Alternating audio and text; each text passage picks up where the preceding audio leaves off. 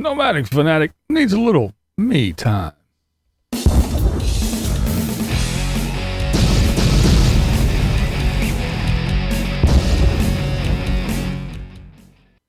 That's right.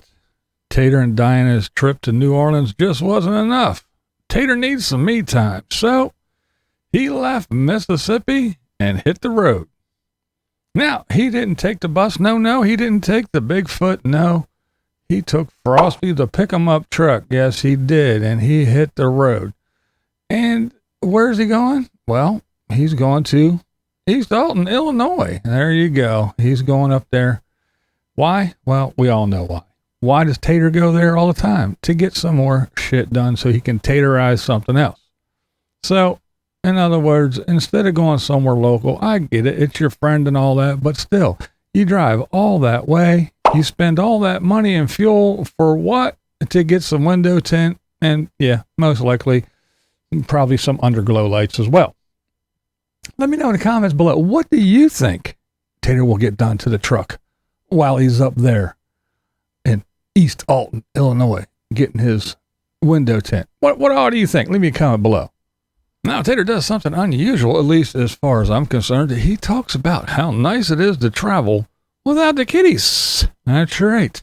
No cats. He is enjoying having no cats, but that doesn't stop him from wearing black t-shirts covered in cat hair. But anyway, we won't dwell on that now, will we? It also must be nice to be traveling without the girlfriend.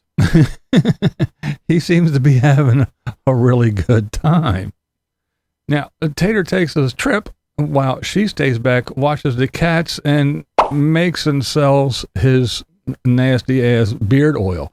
I don't know. Would you buy beard oil from that guy with that beard? That I don't know. I wouldn't buy anything made by those hobos staying wherever that, I don't know, bathe and shower whenever, keep their shit God knows where do they get their stuff, how they clean the tools that they use, the utensils and things, and people that are constantly covered in cat hair, not to mention the side hustle that she does. Yeah, I'm not smearing anything on my face that those two have made. Sorry. Now, speaking of Diana and Tater, there's been lots of chatter about their relationship being nothing more than merely a business arrangement. So tell me, do you think these alone time travels reinforce that insinuation that it's just a business thing? Or do you think they just have such a great, awesome relationship that time apart is no big deal? Or maybe do you think that Tater has come to the same realization that many of us have? And that is the realization that his nomadic channel has become anything but that. Did he realize that his moneymaker has been less profitable since the bus build and the girlfriend videos?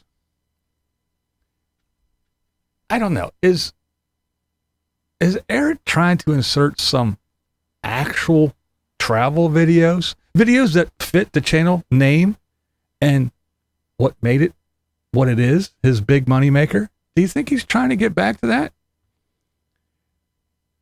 Do you think that, I don't know, I'm not saying that I did it, but there's been a lot of chatter again, even here in my comment section, that, yeah, a lot of people used to like Tater's videos, and in the last couple of years it went downhill and it's not what it is, and then. So do you think all this information got back to the Tater Tot and he said, Nomadic Fanatic, and I don't go anywhere. I'm doing stupid bus builds. I'm doing this. I'm doing that. It was all about Taterland, and I got rid of that, and it's all this, and now I'm searching for more. Is he actually, coming to grips with the reality that Nomadic Fanatic channel isn't nomadic at all anymore? I don't know. What do you think? Leave me a comment, please.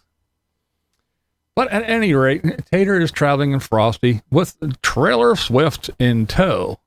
Now, Tater sleeps in the truck on his overnights. You know, again, he's not in an RV. He's not in the bus. He's in a mere Ford pick him up truck. So he sleeps in the back seat of the truck there. But his next overnight, he actually sleeps in the trailer, which is interesting, I guess, because even a tiny little weather gremlin isn't comfortable in the cab of a pickup truck. Because we know Tater's only, 5 foot, I don't know, 5, 6, if he's on his tippy toes. I don't know. He's just a little guy. So, yeah, even that little runt sleeping in the back of a crew cab, I guess you could call it, wasn't very comfortable for the little Tater.